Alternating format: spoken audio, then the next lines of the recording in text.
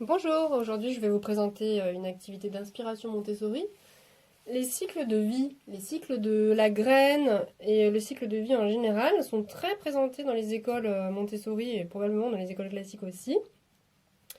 C'est quelque chose de très ludique pour les enfants, ça fait une activité sympa de mise en paire mais aussi de découverte du monde en fait, botanique. Vous trouverez ça sur internet, le cycle de la graine, de la germination de la graine, c'est un classique. Vous tapez sur internet et vous allez trouver probablement exactement les mêmes images que moi. Le but c'est quoi? C'est de les mettre dans l'ordre, la graine, la germination, on mélange tout et on demande à l'enfant de mettre en ordre. La germination, la levée, la croissance. Quand il a mis dans l'ordre, après vous pouvez lui demander de faire une mise en paire. Est-ce que tu peux retrouver les mêmes images correspondantes? La graine, la germination, la levée, la croissance.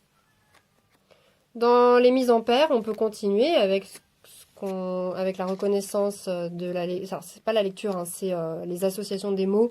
Sans avoir à lire, l'enfant peut faire une association entre ce qu'il voit. Est-ce que ça ressemble? Est-ce que les deux mots se ressemblent? La graine. S'il sait lire, bien sûr, il va lire la graine et il va associer le bon mot. La graine. Donc encore une mise en paire qui concerne les mots.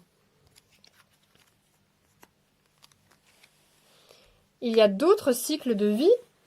Là, je vous ai présenté celui de la graine, mais il y en a d'autres auxquels vous pouvez associer des figurines. Par exemple, le cycle de la grenouille. Donc c'est tout à fait le même genre. Vous trouvez sur internet les cartes qui vont avec. Et les figurines, moi je les ai achetées. C'est plus simple. Donc après, voilà, faut remettre dans l'ordre. Donc on demande à l'enfant de remettre dans l'ordre les œufs, le tétard, avec ou sans pâte. Pas si simple finalement. Voilà, il perd sa queue. Et ensuite, une fois qu'il a fait le cycle dans l'ordre, on peut lui demander d'associer les figurines. Donc les figurines, après en plus ce qui est sympa c'est qu'il peut jouer avec. Voilà. Moi je sais qu'il a beaucoup joué avec, il aimait bien.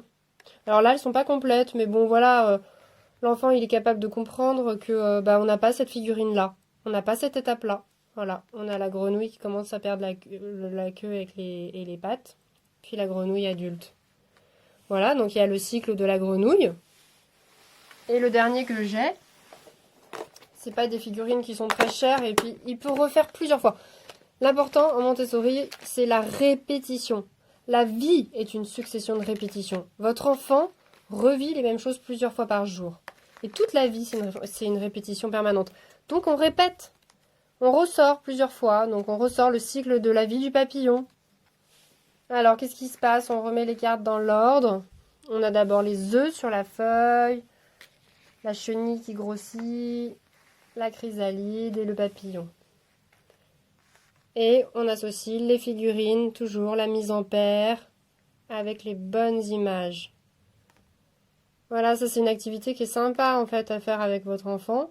Ça dure pas forcément très longtemps, mais après je vous dis, souvent il joue avec les figurines, il invente des histoires.